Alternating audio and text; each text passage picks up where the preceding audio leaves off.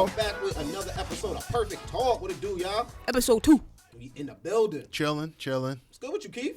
Nothing much, man. Just wedding planning. Shit. How's that going? No, it's going pretty good, man. You know how it is. Money. I mean, my fiance is real good about it. She does the organization. She got the whole timeline set out. She does a negotiation on what we need to buy. I just got to put up my half of the money. By half, I mean about a quarter of it, because she pays for most of it. Shout but out it's to all her. good. Yeah. Y'all ain't set up no GoFundMe or nothing like that? Like, we got a fundraising, a little fundraising tab on our page, so people could donate money like that. Nice, you know, nice. cash, credit card, check, whatever. So it's all good. we need a Perfect Talk I could dig donation. Word. Hook us up, man. We keep this podcast coming for y'all. Word. We need to Word set up. something up. Maybe like we can If what you is like it? what you Get hear, certified. You know what I mean? Yeah. We will podcast for food. You know what I mean? Whatever y'all need. We can give y'all episodes, bro. What's up with you? What is up with me? I don't know. Just been grinding on the grind, taking care of my daughter. Shout out to Mercy. Other than that, nothing really, man. On the grind Man. every day, podcasting. Yeah, that's about it. What's good with you?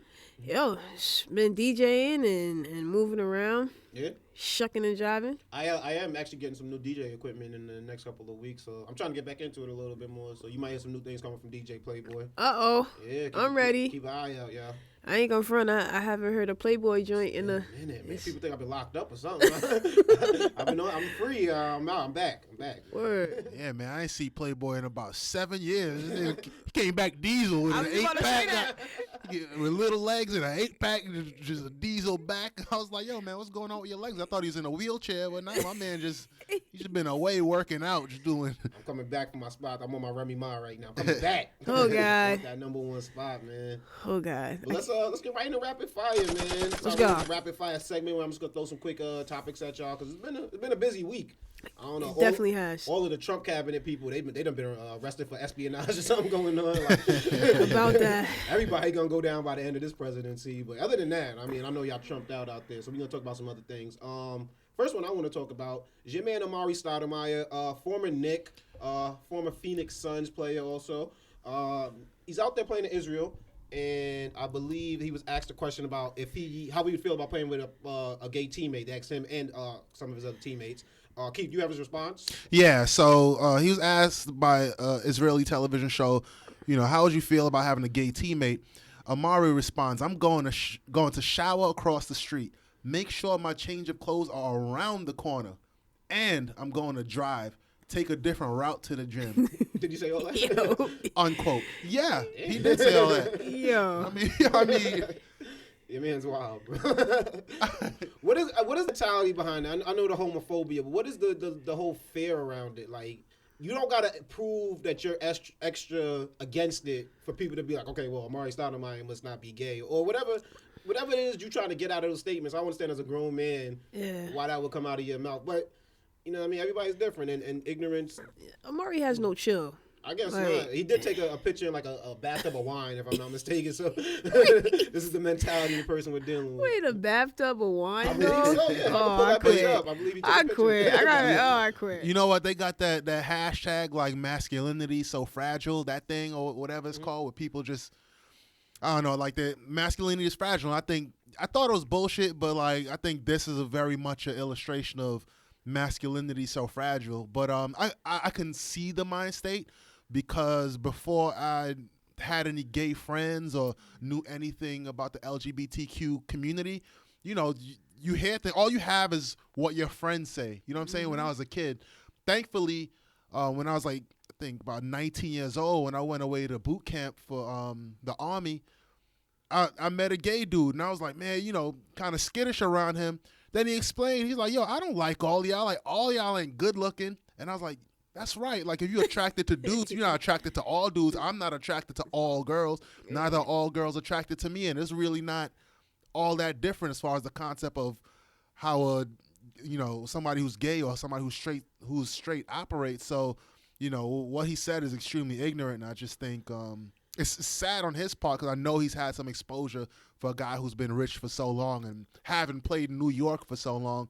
And well, I'm glad that he left New York, but Especially in this day and age, man. Like, it's it's really it's not that serious, bro. I just like, think the ignorance. You have a brand, like you're worth something. The name of Amare Stoudemire, you know what I mean. You know, as much as you'd like to deny it, it's worth something. And for you to just go out there and like throw your brand away, Pacquiao did the same thing. He made comments homophobic comments. I believe like right before his last fight or something like that. So it's like they don't. It's like you don't even care about the money, dog. You don't even care about the money you're gonna lose for like a comment like that. Like that's not enough to stop your ignorance. Or you look at these cities that have the bathroom bill where they don't want transgender people to use the bathroom or whatever, or any bathroom, or you know what I mean, that they choose to. It's like, yo, so you're gonna stop Super Bowls from coming to your town, NCAA tournaments, all types of revenue. And then sit around, turn around, we have no jobs. We're losing jobs to this people. We're losing jobs to that people. But then you're going to say, because of a bathroom bill, stop things from coming to your town. It's just like the money is not enough to stop y'all from being ignorant. Like, alone from just the moral compass of it. Like, but that's people out there, man. But we're going to move on to the next one, a little messier. Your man Joe Biden in these streets. Joe Biden is staying out of trouble. Thankfully. I don't know what type of household he raising out here. His crib had to be crazy. It's looking wild in them streets right now. So, Keith, what's going on with your man Joe Biden, bro? So Joe Biden is cool. Uncle Joe is cool as shit. Hell you yeah. know, he was that boy in the White House. You saw all the memes. However, his son Beau Biden passed away. I think he was the former Attorney General of Delaware. He passed away of brain cancer, leaving behind his widow Hallie Biden. Was it this recently that he died? I think I want to say within the last 4 years. At some point, it was like maybe like two years ago, or maybe a year or so ago. Okay. Yeah, so I can't put a finger exactly when he died. Yeah, I think it was within even the last 2 years. They put a couple months on it. Then they waited. Yeah. Oh man. Then right after he died, Hunter Biden, Beau Biden's brother, Joe Biden's son, he started having a rocky relationship with his wife. Soon after that. Dun, dun, dun. Dun, dun, dun. My man Hunter kept it in the family. Started messing with his dead brother's widow. Dun, dun, dun. Yeah, man. I mean, I don't know, man. How do you even start? So many places to go with this because I personally. I guess I'm Team Hunter because I personally have not done mess with my brother's widow, but I'm side-eyeing you right now, man. I'm guilty of being someone who mess with the women that you're close to. You know what I mean? I'm not the type of dude like to travel to another state and mess with a chick. So that's his inner circle of women that he on a daily basis are going to come across. I don't know why that wasn't off limits to him. You got to, you know what I mean? Certain women in your daily life, you got to be like, all right, well, however I feel about her, that's hands off. But as a lazy G, I can see him being like, hey, I'm here. All right, so we know to keep Playboy at arm's distance as far as the friendship. You just keep it transactional, brother. Yeah, I mean, but the thing is, too, I mean, I don't really think anyone's completely wrong in this situation. You know what I'm saying? Well, here's the thing. There has to be some type of clause, though. My first thing to aid in knowing what the clause is how long has he been dead? We think we can look it up. No, we don't do no research on this podcast. We got Wi-Fi. Because I mean that's the most important. Because if he died last week and they, you know what I'm saying. Well, what's the statute of limitations? That's what I'm saying. How long you waiting? Part of the clause. 6 months. So he died in the spring of 2015. Yeah, so it's a no for me, dog. It ain't even spring 2017. it ain't even spring 2017, kid. I mean. Trees ain't become the leaves ain't even come back on the trees yet. Wait till St. Patrick's Day. It's I mean, like my homeboy Rick said. He said, what he said?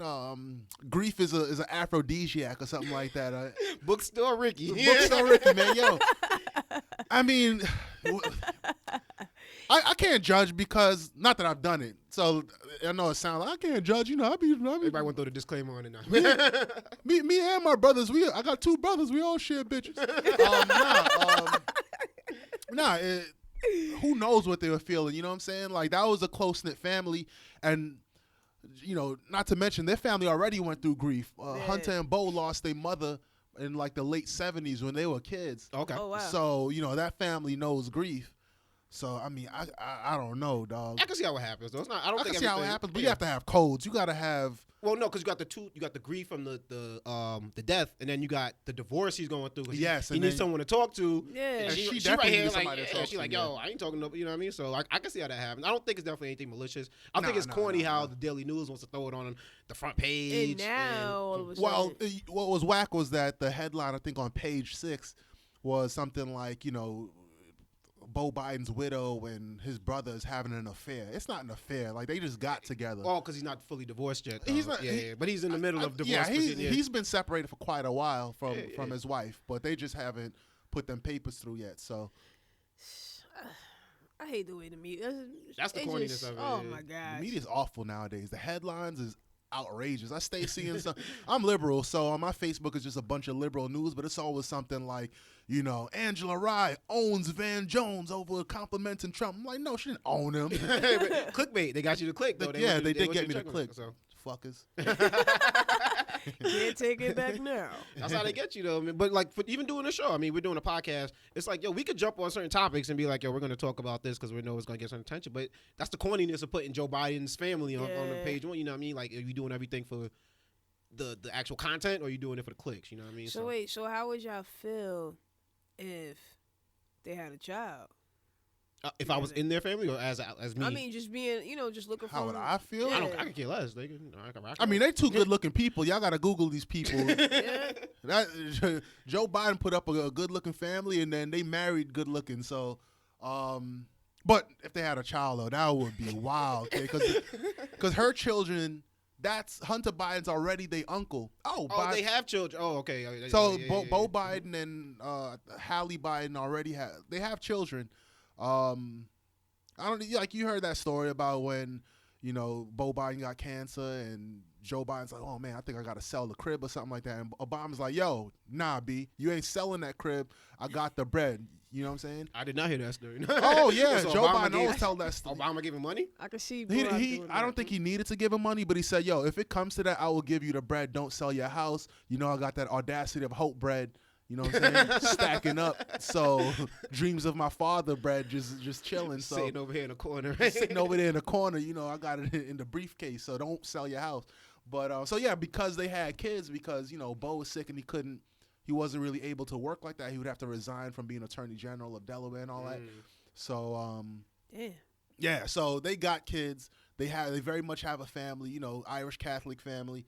So it could be messy. But it is already messy, dog. Like that's like your brother's widow. Like there's like so many layers of wildness there. Like that is a wild element of it. I just look at it so like families are so blended nowadays. Where, yeah. I know people 2 divorces. Like mom's got divorced ones, dad got divorced ones. You know what I mean? So their family is kind of like. I don't know. Kardashians, you know what I mean? You look at Kardashians, you got Rob and Tyga, you know what I'm saying? Everybody all chilling together. Like, so but it's worth mentioning, though, former Vice President Joe Biden did say it's cool. He said, I support their decision. I don't know what he's saying in the background, in the crib, in private, but he said in public, he said, God damn it. He said, of all women, look at you. You got them Biden eyes. You tell him you couldn't go to the pub. He ended up on the front. He's like, I'm on the front page. I ain't even vice president. I know, right? Current vice president ain't getting no front page love, which is hilarious that he's getting that. But we're going to move on, to the next rapid fire topic. And that's your man, Mike Francesa. Y'all might know him if you live in the New York area. I think he writes for the Daily News. He does a radio show on WFAN. I personally don't care for him, but some people might. And there was a caller called in this week, father of a young lady, and he went to ask, if you're familiar with the Spurs, they have a female assistant coach, Becky Hammond, and he was like, looking at Becky Hammond, the success that she's got, do you think that there'll ever be a female head coach or baseball manager, whatever the case may be, of males? And Mike Francesa's response was vehemently no. You know what I mean? It's not going to happen. Never. They can't do it.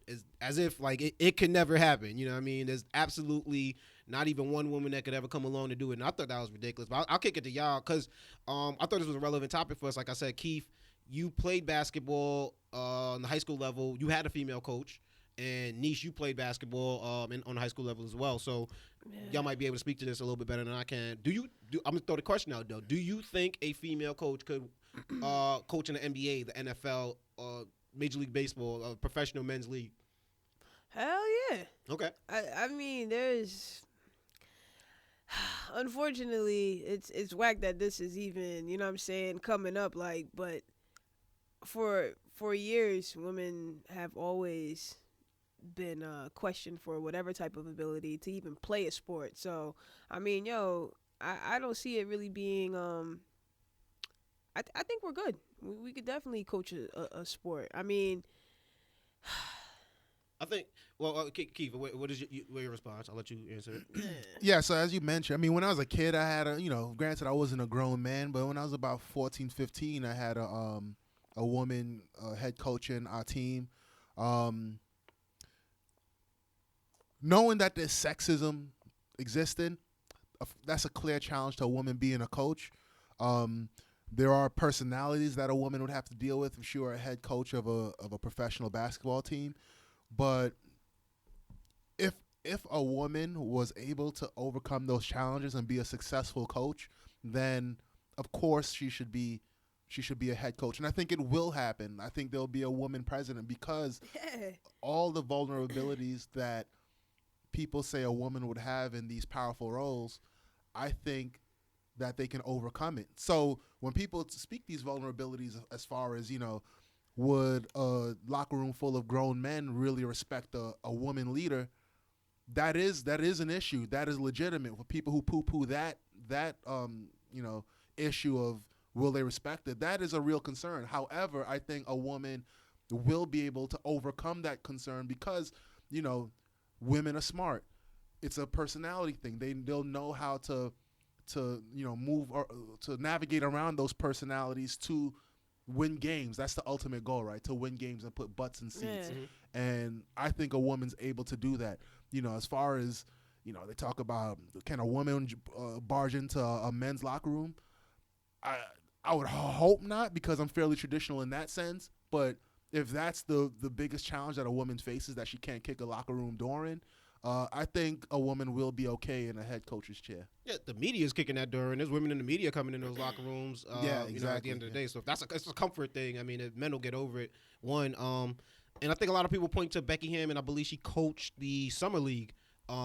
She was the head coach of a summer league team. Yeah, devil's advocate argument to that is always going to be, well, summer league guys aren't top professionals, so they need that job, so they're not going to do anything that's going to jeopardize their chances, so they're going to treat her with the utmost respect because they're not trying to go back to working at the post office. And it's just like, I can understand that. I see both sides of it. It's more of an issue that I care about now that I have a daughter. So it's like you don't want to put limitations on anybody. You don't want to say this person can't do it, because they put limitations on us as black people. Like, you go back to the Amare comment. People didn't want to be in a locker room with a black person at some point. People didn't want to be in a swimming pool with a black person. So for you to make like an ignorant comment like that, it just shows like you haven't learned from your own history. You haven't learned from acceptance of people, because now you're not the other. You know what I mean? And the way history teaches us, you could go right back to being the other. You know what I mean? So I would never tell somebody they can't do something. It's all about how a person carries himself. I've had women bosses that I think have been better at leadership roles just because of the way they handle themselves than some male bosses that I had. So it's not a matter of sex. It's really a matter of what you bring to the table. Like, so. But you know what I mean? Like, I find that to just, in this day and age, just be a ridiculous. And the fact that he's a sports writer, a sports radio host with a platform like that, to have such a closed-minded view, it's like, you hope that, like, state of mind is just dying out. Not that I'm wishing death on Mike Francesa, but you just hope that type of mentality is dying out. Because some people really don't know any better. They were raised like that. Their parents taught them, this is life. This person looks like that. This is the type of person they are. This person has that. That's the type of person they are. And so they've been brainwashed to the point where they can't get past that. And they might be too far gone. But you see, with the current election that just happened, we're moving past that because Hillary won the popular vote. So when it came down to numbers, more of this country was more for having a woman president, even though something new ground that we haven't stepped upon, people were open to it. So it's like, I think it's going to happen like you guys said. I don't know when, I don't know how soon, but I think it's going to happen in our lifetimes. Yeah, for sure. This week, man, I think we got to get right into it right now, though. This week, and I'm happy about that because it's a hip-hop topic, and I like when, like, hip-hop topics come up, and it brings a passion inside of us, and nothing brings passion like beef. You know what I mean? Nobody likes nothing better than a fight going on down the hall and running top speed to go see that shit. What's beef? Exactly. Beef was on your rooms to go to dinner. Beef. Shether, man. Nicki Minaj versus Remy Ma. What is going on in these? How did we get here? Yo, I'm still trying to figure that out. But they've been sneak dissing each other for quite some time now. I have noticed that from Remy's first record out. Yeah. The Khaled record that she hopped on. I'm like, oh, there's some little lines going on here. You know what I mean? Yeah. But they were saying that Nicki wasn't always just, dissing her. Like, some things she was saying weren't directly directed towards her. You know what I'm saying? But now it's kind of like, And I think the Remy's argument is the same thing, even though it sounds a little more ridiculous when Remy did. She was on the Breakfast Club not too long ago with Fat Joe, and her response to, I think, that question, before any of this came out, was, if I'm dissing you, I'm going to say your name. You know what I mean? I have no problem saying your name. Anybody I've ever had an issue with. So when it comes down to it, you'll know I'm dissing you because I'm saying your government on a record, and which I think was kind of a cop out because that Fat Joe Remy Ma album was out, and if you listen to them first 3 tracks of the album, you're like, come on, you dissing Nicki. You talking about it. You talking about it. You making Birdman references. You know what I mean? You're dissing. You're obviously dissing Nicki. You know what I mean? So it's just like, I don't know what the ploy was with the plan and the way that it's moving. It seems like Remy, the way that she's just throwing these haymakers, that she got something. Yeah. That she, you know what I mean? That people know Nicki's not gonna win out, and she knows she got it. That's why she's throwing these little jabs like, here, I'm waiting for you to throw that big one so I can throw this right back at you. So what did you guys think about Shether? Like, what was your, your opinion? I'll let Keith. Go ahead, Keith. So first I'll comment on it as an art piece. Okay. I think it's extremely mediocre as a rap song. Remy Ma she's a good rapper, and I think she's better than Shether was as far as rhymes and flow and all that stuff. But as a diss song, it was very direct, was very strong. You know what I'm saying? Mm-hmm. As far as how direct she was and shit like that, and the fact that a lot of the things she was saying has some degree of truth, I think it made it a diesel song. So dropping that bomb, it was like, God damn, you gotta say something, Nicki. Then she dropped that very weak second song. Did you hear it? I heard it. What's the name of it? Another one? Yeah, I heard it. I didn't even hear another one. I didn't want to hear it. She dropped like a follow-up, and it was, That's what makes me think. But I knew it existed. So that's what makes me think. Yo, she got something. You just throwing them out. You know what I mean? Like she got some. So what happened to Child? Didn't she have Child's Play too? Child's Play? Nicki or Remy had a song called Child's Play? Yeah. I didn't hear about that. No. I don't know. It didn't drop. Wait. It might be in there. Maybe you know about something we don't know. Yeah. You might be dropping an exclusive right now. But what my beef with the whole situation? Oh, my bad, Keith. What did you said you thought it was whack as a song, but dope as a song? diss? I thought it was mediocre. I'm not gonna say whack, but it was mediocre. But as a diss track, it was just diesel because it was straight shot, like on target shots. She was talking some I think depending on where the beef goes, right now it's not a historical diss song to me. It's a song for the moment. Maybe if the beef goes somewhere, you'd be like, all right, this was the starting point. This was the jump off point, so you know that it has some significance. But I agree with Keith. You know what I mean? Remy's got better rhymes than that. And as the disses themselves wasn't even really how on point was they. You got the ass dropping thing, which may or may not be true. You got the she said she slept with Trey Songz. She slept with Ebro, who both came out and denied that they never fucked Nicki Minaj. And like they denied it, but would you confirm it if it was you? Would I confirm it? If I had sex with Nicki Minaj? Yeah. Depends how I felt about Nicki Minaj. Well, I'm saying right here on Perfect Talk, I won't confirm or deny that I slept with Nicki Minaj, but keep that in the room with him. But if I was Trey Songz, if I was Mr. Steal Your Girl, I would believe him if he came out and straight up said, no, I did not do it. Yeah, because then he could have just stayed away from it. Yeah, he could have stayed away from it. Yeah, if it wasn't. It's the point that you're coming out of your circle to it say means something. Yeah. And ironically, he dropped a tweet, right? He's like, you know what I mean? I woke up this morning. I'm not quoting it directly, but woke up this morning, see my name in some nonsense again, blah, blah, blah. Nicki responded to him like, yo, a real nigga would have been like, yo, it's not true. You know what I mean? But I guess you ain't, you know what I mean? Da-da-da. I helped you sell records, all this. And he responded like, yo, before I even sent that tweet out, I dropped a video saying I didn't sleep with you. You know what I mean? Just so there's no confusion. You know what I mean? So you're in your feelings right now, but you directed at the wrong person. Like, you know what I mean? And she did the same thing to Charlamagne. She texted Charlamagne and called him phony. Cause a word? Yeah. Damn, Nicki. Going in. She contacting a lot of people, except for the one that she really needs to be a target at, though. Like, what do you care about if Charlamagne is on Team Remy Ma right now? Did you really think a radio host was your best friend? You know what I mean? He's doing his job. That's just what he's supposed to do. You know what I mean? He needs some ratings coming in. So it's like, and I don't think Nicki Minaj is Nicki Minaj thinks like that to the point where she's like, oh, this person's my friend. This person, I did a record with this person. You're supposed to come out and support me, because that's not hip hop. Those people liked you because you could help them sell records, or you could help them get clicks. But other than that, that's what it's who's ever popping at the moment. Yeah, when I listened to when everybody was talking about Shether, I was just like, okay, cool. Let me check it out. You know, this is fun. I haven't been excited to listen to a beef in a while. So. But when I went to go listen to Shether, I was like, you know what? Let me just read the lyrics. I'm one of those people. I'm like, yo, let me just read it. And I'm reading, and I'm like, whoa, whoa. You know what I'm saying? It felt good. I felt like a kid again. You know what I'm saying? Not necessarily because like my two favorite rappers are going back at it. You know what I mean? Or going at it. But it was just cool for hip hop. To me, because it's been a while since it's been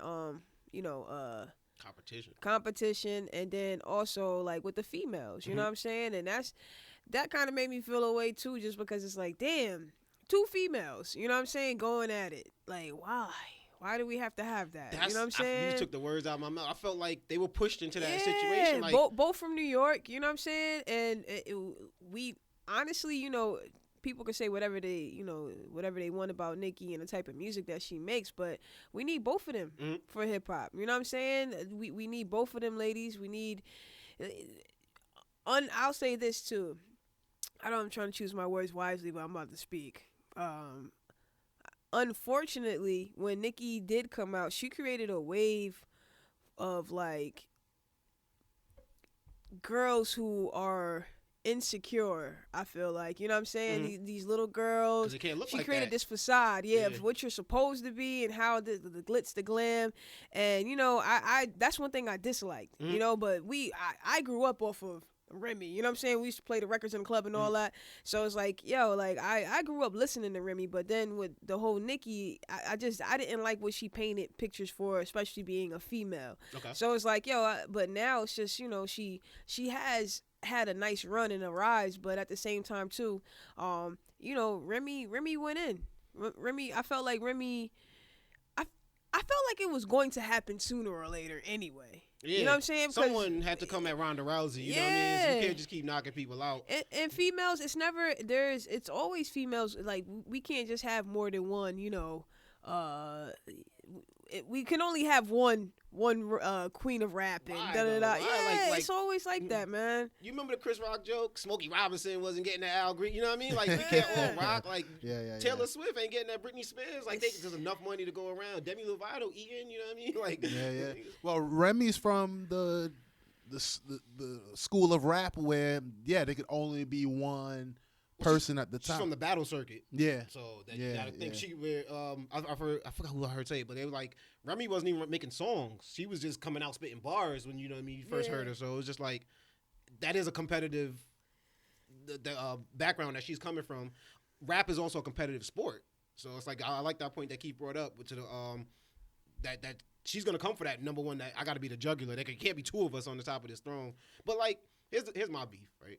There's two images I think Nicki painted for herself, and Niche touched on one of them, the sex image, where that's always going to be used against you in any kind of beef when you make songs where your lyrics are about having sex with your label mates. Even though it's tongue-in-cheek, even though it's joking-wise, the first thing that someone's going to bring up is, you sucked Wayne's dick to get on top. You sucked Gucci Man's dick. But and I'm not saying that she did. I personally, I honestly don't even think she did. But it's just like, they're always going to try to use that against you, because what else? That you gave them that as a layup.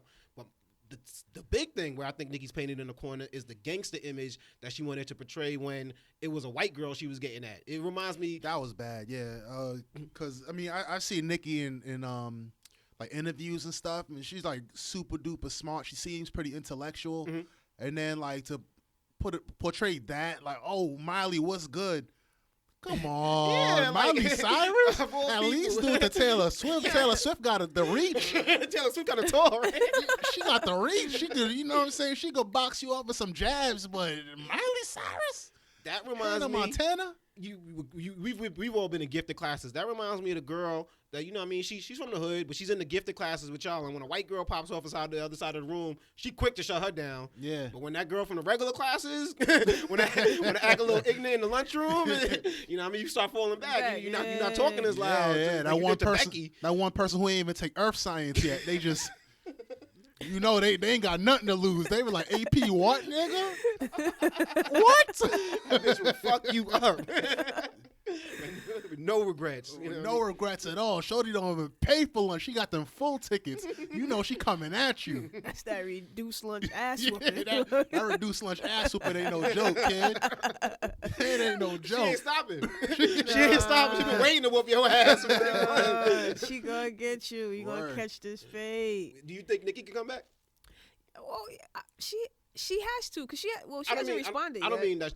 Do you think she's gonna make a response? I mean, do you think she can come back career wise? No, come back. Like, let's say Remy dropped the first one. Okay. I mean, do you think that Nicki can make a song good enough to be respected as a comeback record today? Yeah. You think so? I think so. I think she has the resources to make that kind of record. Resources. You say she not gonna write somebody else gonna write it? Yes. Yes. She has to. She literally has the resources. She got Drake. She got Weezy. She has the resources. I'm not respecting a response record with Drake on it. No, not on it. I'm talking about somebody, even if she quote unquote writes it, it's like someone could fine tune it. Yeah. Like for instance, when I was young and in school, I used to, I do a science project, and my brother used to, he's 10 years older than me. He majored in biology. He walked by, and be like, "Yo, man, change this hypothesis up real quick. Matter of fact, let me work on your methods right now, your methods and materials. Oh, I'm gonna work on your conclusion. Man, smooth aside, little nigga. Let me just work on this. Nicki's not writing this response record. No, it's gonna be her notebook, but it ain't gonna be her words. Is what I'm saying. Yeah. No, I'm not saying she's not gonna write it, but she has too much help from too many really, really good people to I can't imagine her, if she puts something out, not putting out something that's extremely dope. She got the bread to hire a PI. You know what I'm saying? When you look at Remy Ma, like I said, the song was mediocre. She got Papoose, who's pretty good. Fat Joe. Man, Fat Joseph ain't no good lyricist. Yeah. He's like an icon, hip hop icon. He's an icon, but he got respect, but just tell come through and tell somebody, yo, put these words together like XYZ. Remy don't even need it. Yeah, I was about to say, I don't think Remy. I think if Nicki, she does have the resources, but with the way things are now, me personally, if I was her, I wouldn't feel comfortable using any resources just because the way people snitching about working on your stuff. Right. So I think, true, yeah. I think she's really. I think she's going to take her time, and what she is, because she's posting these pictures that she's out of the country working and stuff, and that's another thing we talk about later on. The whole picture with the boob out, like, come on, fam. She took a picture with the parent. Looked at me like titty. I need to see this. Did you say titty? I woke up and shit. But no, I really think she's going to take her time, and it has to be executed. I think it has to be right. Her next move has to be right, because if not, it won't be respectable. If she's smart, she's gonna work it into some type of project. So it's gonna be a track on a future project or something like that, and find some way to monetize it. But you gotta come correct. Yeah, she has to. I can't imagine she won't. I just can't imagine, because the level she's at, like, she knows she's very smart. She has smart people all around her. I can't imagine she would put out anything weak. That's for people who is like a little bit smaller than her or whatever, who don't quite have that advisor. She probably got people who's paid to advise her on shit like this.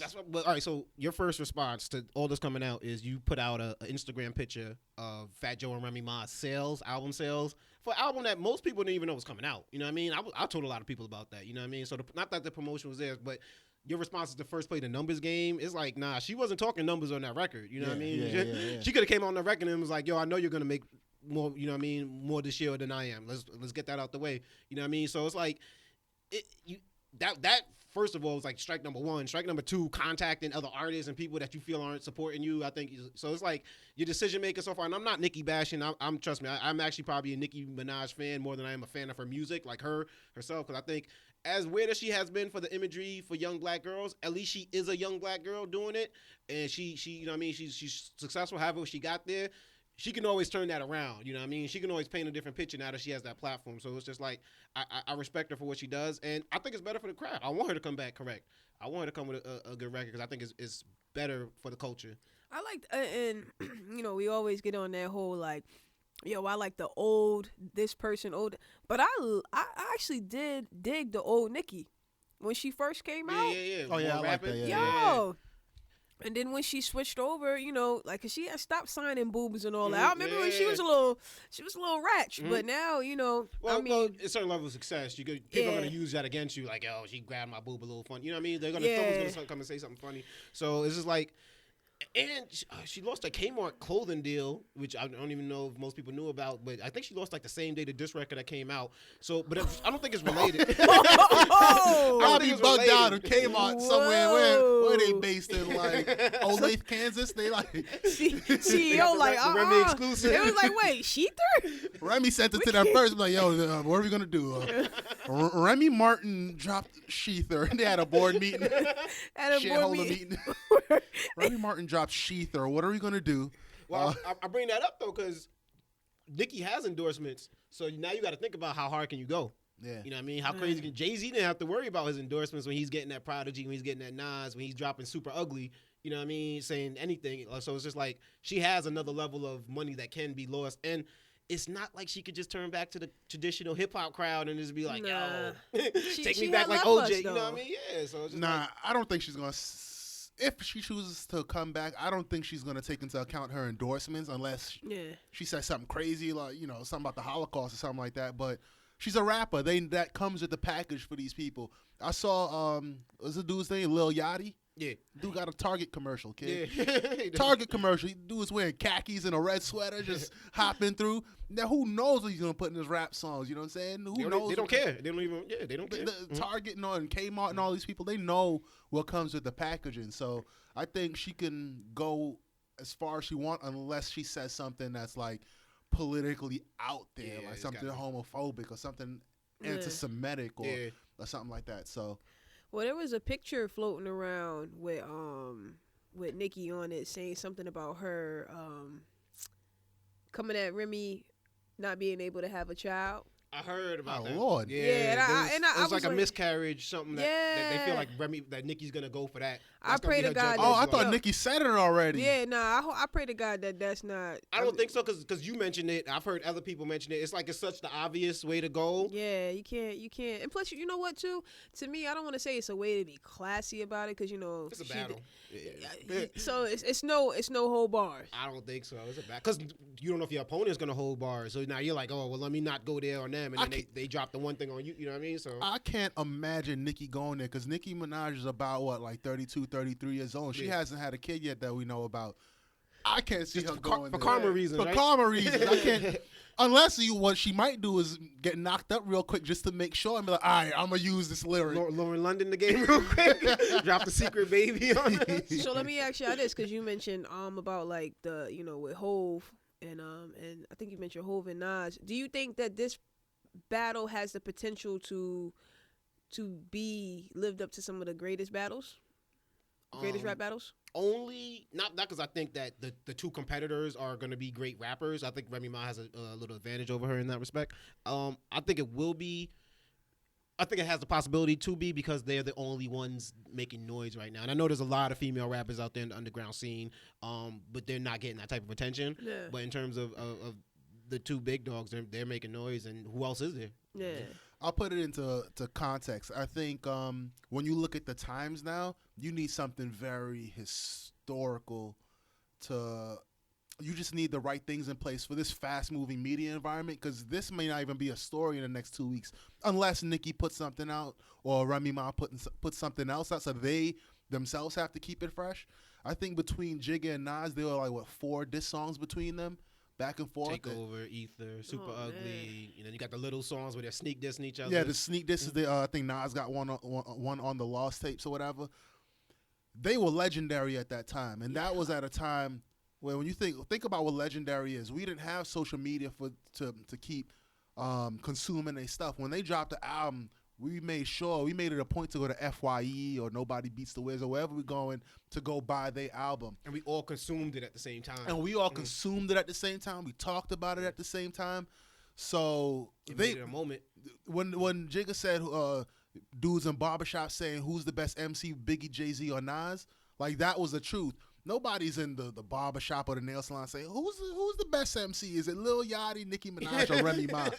And I think for that reason, in my opinion, it just can't be that monumental as you mentioned. You know, it could be to levels of maybe LL and Cannabis when you think about the dynamics of it. A big star versus, you know, I guess for all intents and purposes, you could say Remy Ma is not a big star. She probably is not as quote unquote small as Cannabis was at that time, but you know, we talk about a giant versus just a regular person. Nicki Minaj would be the giant. Mm-hmm.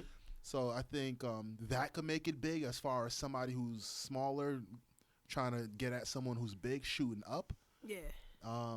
If Nicki responds, depending on how good the response is, which if she does, I would hope and think that it would be like hard hitting with some snappy lines.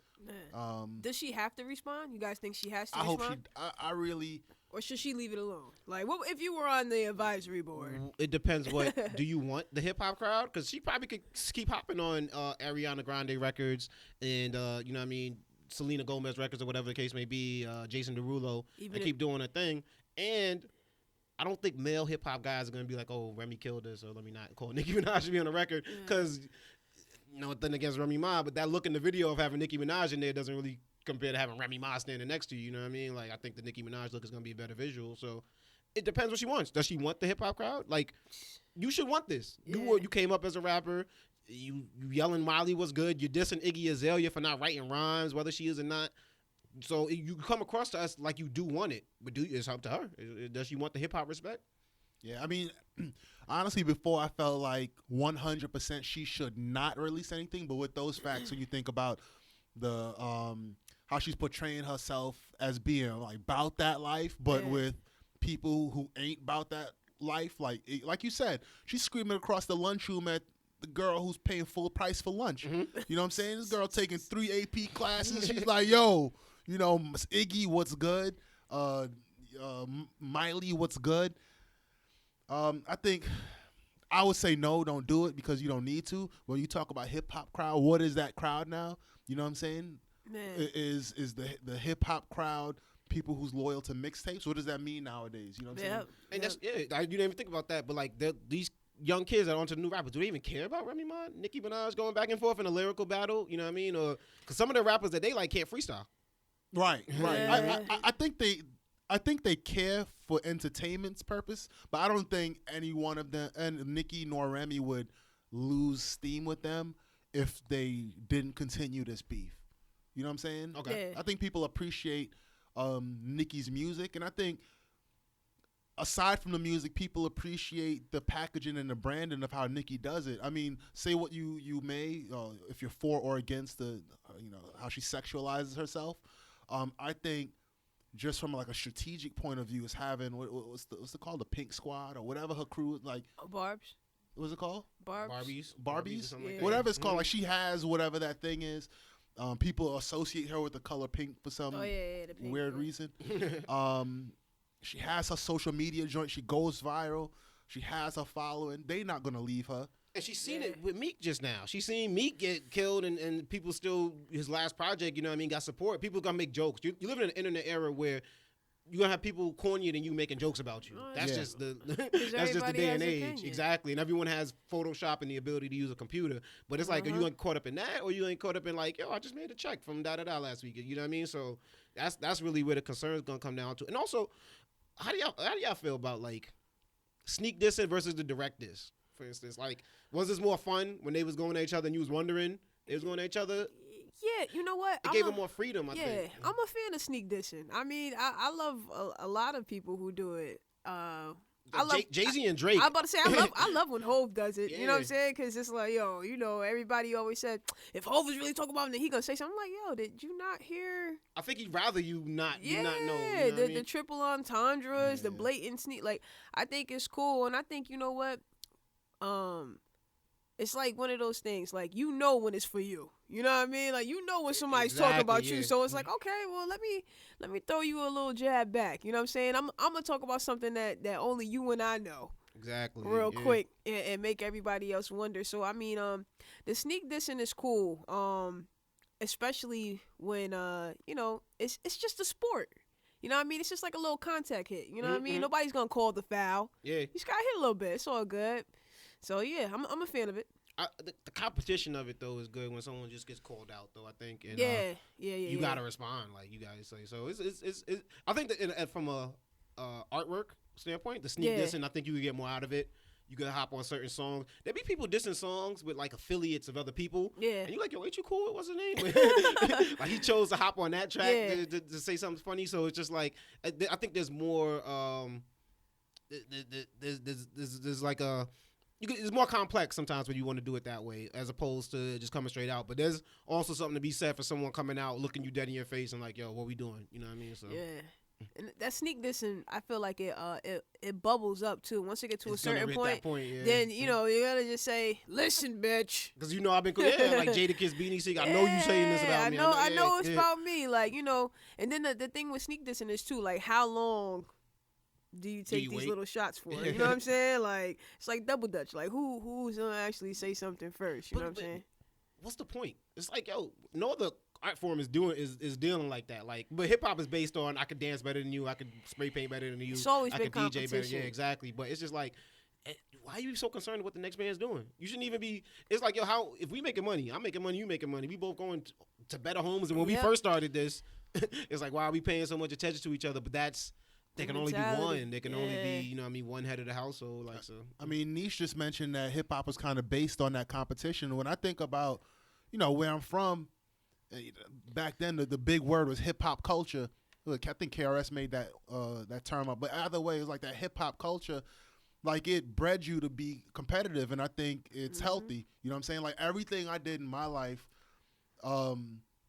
I always felt like, yo, I got to compete with someone, whether I say it or not. You know what I'm saying? When I went in the court, I'm like, yo, I got to be nicer than this dude. Even if I wasn't, I'm like, yo, I got to prove that at least today I'm nicer than this dude. When I was in school, when I was in school, I was, you know, pretty good in school. I'm like, yo, I got to get a higher grade on the math test than this dude. Yeah. You know, at work, I'm like, yo, this dude cannot be smarter than me. I'm a show that I'm smarter than him. But is it a motivating factor, or do you even care how the next person does?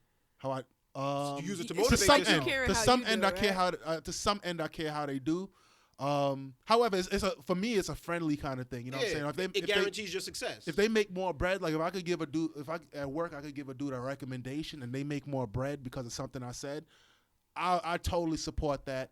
And I'll look at it, and be like, all right, now he makes more bread than me. I have to make more bread than him now. Okay. You know what I'm saying? So that's how I look at it. So the hip hop thing, it's a little bit more.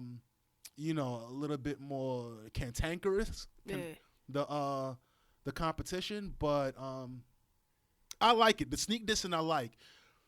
The direct dissing, I like it if it's good. You know what I'm saying? It's gotta be. I don't like it to be too, because it's a distraction. It'll take you out your way of what your normal hip hop listening experience. Yeah, don't make it corny. It just distracts it naturally, and you have to follow that road, and you don't want to follow that.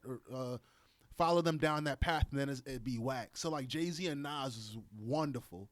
You know what I'm saying? And remember that first diss song Takeover wasn't even a whole song. First, yeah. You know what I'm saying? That joint. Yeah, let's get into the old battles. Okay.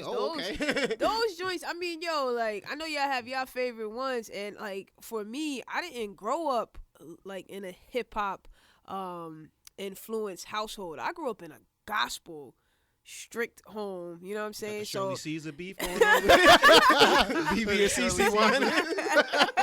Mahalia Jackson versus. I should have heard that one. Kirk Franklin, you know what I'm saying? We couldn't stomp in my house now, you know what I mean? But nah, you know what I'm saying? So I had to listen to it when I could listen to it, you know what I mean? And then, like, my brother always played, like, a lot of rap music and whatnot, too. I used to ride around with him, and, you know, trips to the corner store with him was, like, the best ever. So I would hear different things. So I didn't grow up, you know, always listening to the rap. So when I did hear it, I was just like, man, yo, these dudes, you know, this, like you said, you can hear the competition in their lyrics, the way they said certain words. It was just everything. And you know, that pretty much was how my household was and whatnot. And I got into rap a little late. You know, I heard certain things, certain battles, and I mean, I remember just even with the cannabis. Remember when they used to have the ding ding ding? Yeah. Yo, it was just everything to me. It was everything. I mean, the way everybody, like, everything was so strategic. And even when they were talking about the whole Shether, they were saying, like, yo, you know how Remy wasn't her delivery. You know what I mean? In the battle, like, she didn't sound. There was this whole big thing. I was. What you mean, like she tried to go Nas? Like it sounded like she was just reading it. How she sound, her flow, her delivery. You know what I'm saying? So it's like, and I heard she performed it somewhere and didn't remember. Word. Oh yeah. Like, I mean, well, how do y'all feel about, like, just some of the things I just even said? You know what I mean? Like, as far as her flow and then how things were before, you know what I'm saying? Comparing it to some of the older battles, like. Nostalgia is always going to make you feel like the back in the day is cool, but I think it's true. What do I have to compare it to? What can I tell y'all today is popping more than the beefs that we seen back in the day? It is, I don't know. It might just be a cultural thing with the kids nowadays. They're not into it the same type of way. And even, what are they beefing about? I think it comes down to, because when you think of Soulja Boy and Chris Brown, y'all are musicians. What y'all talking about fighting?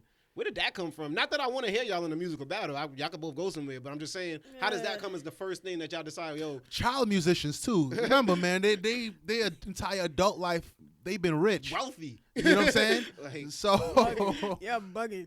How do you go to fight? Like, I didn't even understand how that even goes to fighting of the first thing they choose. But it's just like, yo, where's the music at? Let's go to it. Because, like, all right, like, y'all got your favorite diss records of all time, right? Like, you could think of what it is. It's just like, nothing's making you feel like that nowadays. And, like, I'm not complaining because the beautiful thing about music is it still exists. We can just go back and listen to it. I can rock out to that all day until y'all make something better. But it's just like, it's always going to be back in the day for me, hands down. Like, and I don't like to be that old dude who's like back in the day, you know, back in the day. You know what I'm saying?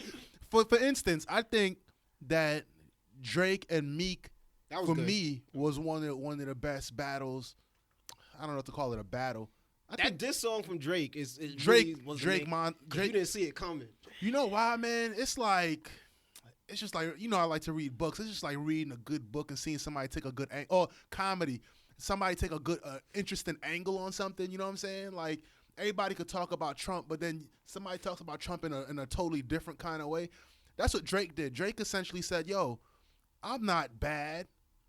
You know, I don't necessarily fight. I'm bigger than you. I got the reach. You getting bodied by a singing nigga. He did what Eminem did. He dissed himself. He dissed himself. So then by the time Meek got to him, there was nothing left. Like, there's nothing that he could say. The Twitter fingers thing is true. I'm a singing dude. That's true. Your girl gonna leave you. Your girl gonna leave you. The dude made a premonition. Any diss song with a premonition is just fire. That relationship got an extra 6 monds because of that diss record. She's like, damn. She was on the way out. Like, she was on the way out. She had to turn back around and shit. Nicki was on the way out, man. What is your favorite diss record of all time? Do you have one? Hit 'em up. Hit 'em up? Tupac, Hit 'em up, Why man. is that? Savage, yo. It is. First off, you know, because remember that. The first line. Remember back when we was kids and I said Tupac is crazy? I was the only one who said it because, you know, everybody's his fan. I'm like, yo, he's crazy. This dude is like, something's wrong with him. And the fact that something was completely wrong with him and his levels were way off, it made that song so good, man. The dude started the song with, first off, fuck your bitch in the click you click. This dude didn't even give a preamble. He didn't give no intro, no He's like, I got somewhere to go after the studio. He said, yo, Pop. That's one take. And his man was in there. He was like, yo, I really think that should be maybe the 8th bar. He's like, no, I gotta put this up top, baby. I gotta get to I gotta start the song off with the punchline, baby. But you know what took like points away from me, but I think it makes it a better diss record, is the fact he put the Outlaws on there. Like, Yes. But it makes it a better was... diss record because he's like, he didn't even have to go in for that long. Like, and then he comes back for another verse, which, you know what I mean? Well, you know what? And that, I think that what Tupac did is kind of the model that Remy followed as far as just going off. Yeah. Without, when people's like, oh, where did that come from? I know it came from somewhere, but it's like, the public's like, where the hell did that come from? Like, you know, Remy just fake butt stuff and all this crazy stuff. But yeah, that was my favorite, man. Cause I love Tupac, and that song was just, this dude was just psychotic, and I'm not even hyperbolizing. He was literally psychotic. You got a favorite one, Niche? Yeah, that's what I was trying to segue into before. I don't necessarily have a favorite diss song. I just really appreciated the battle, the beef between, of course, Nas and Hov. Mm-hmm. That was definitely like the whole just the way they were dropping the records too. I mean, and then I just remember, like you said, nostalgia. I just remember being in the car, listening to when Flex dropped whatchamacallit, when he dropped Ether. Okay. I remember all of that. Like, and I mean, it was so competitive to me. I was just like, damn. And it's when you often see two heavyweights, going giants at in their industry, living legends, going at it. Just, you know what I mean? At their prime, like. Yeah, and the thing about it too was that, real quick, I never seen Hov go at anybody else again. Really, it was just like, yo, you know, Hov only comes out, you know what I'm saying, once in a blue, and that I think we'll never get that again from Hov, or Nas, you know what I'm saying. But I mean, damn, it was just real to me. So yeah. Yeah, and you know, by the way, you know what I was just thinking? Yeah, you won't get that from Hov again. I just realized that Biggie never really responded. So that's another reason, just thinking about history, why Nicki, if she doesn't respond or if she just gives like maybe like 4 bars to this whole thing, I think she'll be okay. Yeah. When you think back, man. Well, Pac died, though, so what would happen if Pac survived and Biggie was just sitting around with no response record? Because the argument was Biggie started it with Who Shot Ya, although he denied it. It said, I didn't write that for you, blah, blah, blah. You know, he chose to perform it in Oakland. He chose to do certain things. So it's just like, it comes across as a diss record. I don't know how long that would have just lingered out with Hit 'Em Up floating out there. No, you're right. Because, and then furthermore, Pac is, like I said, he's psychotic and he ain't balanced. So he would have just kept releasing shit. Exactly. You heard Machiavelli album. Yeah, he had a couple of them ready. So I think that definitely, I had that same list y'all had actually. It was Hit 'Em Up. It was in an Ether. I think Takeover's a good record, and Takeover gets a lot of points because it was a verse, but Ether's a song, and Ether's like, yo, this is all about you. Like, and it's not a short song either. It's not. He went in. Yeah, so he went in. There's no talking on it for like mad bars, no nothing. He's spitting. But I think number one for me, and it's not gonna be a popular one, but number one for me is Fuck With Dre Day. Cause you didn't even know it was a diss. you was dancing to the song like you didn't know this was a diss, and then you just like, Mr. Buster, where the fuck you at? Like, you should start it off like that, coming at easy. Then I'm gonna let my man come on here and diss somebody else. Like, we ain't even talking about the same people. He gonna come in, like, I'm gonna diss Luke. Like, come on, yo. Yeah. Before we walked in today, I was thinking about this, and I'm thinking to myself, what's the best diss songs? And I got one that's not even hip hop, and it's not quite a diss song, but it was a battle record. Girl Is Mine by Michael Jackson and Paul McCartney. Because it's two soft voice ass niggas just talking.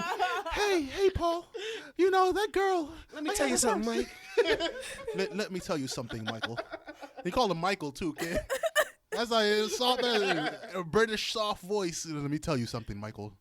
You know, I have been dating her, and you know, I took her out for gelato and. Motherfuckers going back and forth over the same chick, but mad polite about it. Yeah, kid. And I was like, yo, nobody cut nobody. Not till beat it. Yo, but that, like, even what you said earlier, the hip hop genre, you know, unfortunately we don't have subgenres like that. Like, you know what I mean? You got rock, alternative rock, soft rock. I mean, you know, it's endless for them, and they don't really beef. Mm-hmm. You know what I'm saying? Us. I don't understand. That's aggressive music, too. I was thinking about it. I was like, yo, hip-hop's aggressive music. So is that why we're doing it? Or is it just like, yo, rock and roll, the motherfuckers yelling, screaming? I mean, yeah, like, you got... There's Screamo, where there's nothing but screaming on. Like, I mean, so they definitely... And then maybe there is some sneak dissing with them, too. We just don't fucking know. I think they throw hands. Like, Tommy Lee will run into, like, Kid Rock. You know what I mean? Like, I don't want to sit here and go back and forth. I don't want to sing about this. I want to punch you in the face. So, like, They really on that night, and they keep it moving. But they could get away with it too. Like where they going that night? They going to jail for a night. Ain't nobody. You know what I mean? Two black dudes start fighting. Not us. 2 guns found on the tour bus. Exactly.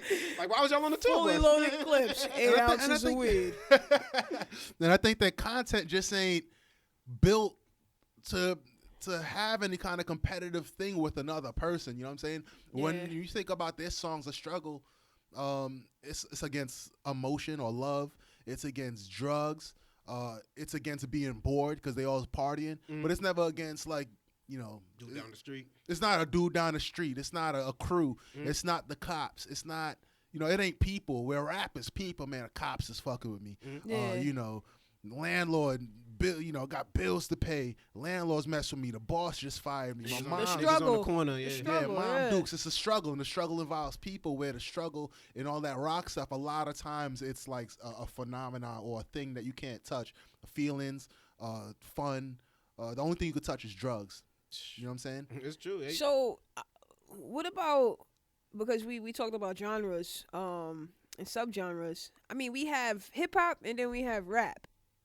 So it's kind of like, my question for you guys is, when did we get to a point in our culture where we pretty much started talking about damn, where was I going with this? I had it right here.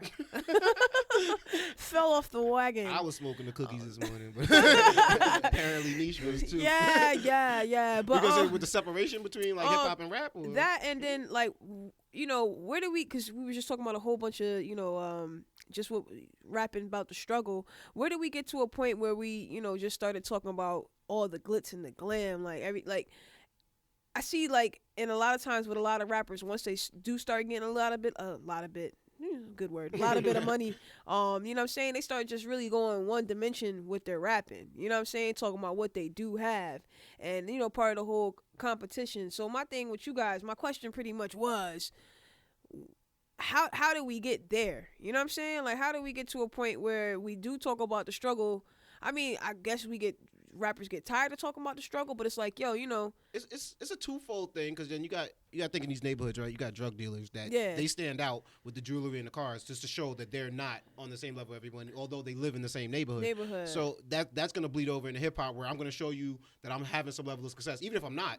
I'm gonna come across you as I'm having that some fake level it till you make it mentality. Yeah, but then on the reality side of it, some of these guys are artists, so their music is what they were taking in from their environment. Gotcha. So that's why the struggle was in it. Once that environment changes, that they really are still living their environment, you know what I mean? But it comes across as more corny stuff because now they're doing better. You know what I mean? Nobody wants to hear a rap song about buying a house, you know what I mean, when they can't afford their apartment. You know what I mean? Like, so that's really what it comes down to. But there's always two ways to look at it. I mean, I look at music like that as inspiration. Like, you know what I mean? If you hear, you could get to that point, and some of them are putting it out like that to inspire other people, and some of them are just starting on people. But it's selling, so I think that's why it's going. You meant the entire genres moving towards the glitz, so you mean like when an individual artist starts off with rapping about the struggle and then moves over into rapping? Yeah, I was talking about, honestly, both sides, actually. You know what I'm saying? Yeah, because when you asked it, I took it as you meaning that the whole genre, because before it was like all about the struggle. And that's what I was thinking about. Slowly throughout the years, it was a little bit less about the struggle. It still was. But now, like, a lot of dudes talking about designer clothes and $100 sweatpants. The one phrase that popped into my head when you said that was Kanye West, right? I mean, before, because think about the reason I connected so closely to him when Kanye came out. I never sold drugs. I never held more weed than maybe a quarter. I never held more than a quarter bag of weed. I never seen crack. Have you bought weed before, Keef? I don't know exactly, nigga. I mean, when he said quarter bag, we got it. I've never seen a $15 bag of weed. Quarter bag. Nah, kid. I don't know much about drugs. I saw drugs when my friends bought it around, and even my friends. I never saw crack. I never seen coke until recently. You know what I'm saying? So Kanye came out. His struggle was, yo, how am I gonna buy a polo shirt? You know what I'm saying? This job is bullshit. They got me working at Gap. Yeah, you know it was relatable. It was so relatable. It was relatable. Just like, you know, Jay-Z crack rap was relatable, or Pusha T was relatable to a certain segment of people. So when Kanye West came out, to some people it may not have been struggle. They see him wearing pink polo shirts. Yeah. They're like, yo, this dude don't know the struggle. He knows our struggle. Yeah, he it's doesn't not know necessarily your struggle. Yeah. You know what I'm saying? And that's it gives you something to relate to, man. And just to wrap everything up today, man, I think it's hip hop, so you got to come correct. You know what I mean? But people listen to you because you gave them something to relate to. So people are out there cheering for Nicki. So give them something to root for. You know what I mean? Don't just let it go. Don't just let it be like, yo, I'm too big for this. I'm making too much money. Give those people that support you, give them something to root for. And if you got a podcast out there and you coming for Perfect Tour, we going to shut you down with a diss record too. We got one in the can. Word. Already Leash on the lined track. up. Word. Hey, yo. Yo, make sure y'all get better every day. And we going to catch y'all next episode, man. Holla. Say goodbye to the people, y'all. Peace. That's about, yeah, a quarterback. Quarterback. He's like quarterback. No, quarterback of weed. Like you took each word quarterback of weed. Fish.